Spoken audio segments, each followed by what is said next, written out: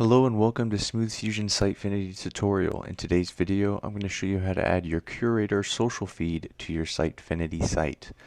So this is Curator, and if you've already created a login and created your feed, which I've done here, the first thing you need to do after publishing your code is get code, and you'll be given this snippet here. So there's two parts that you need to take note of. There's this div ID and this JavaScript.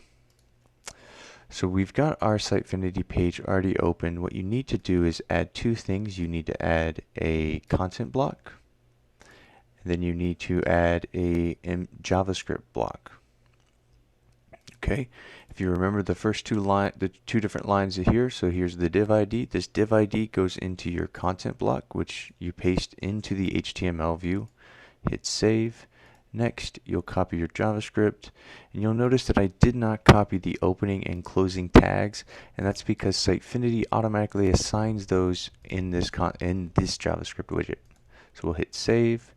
Next, we will publish the page, and then we will navigate to the page, and we will see our Curator feed here.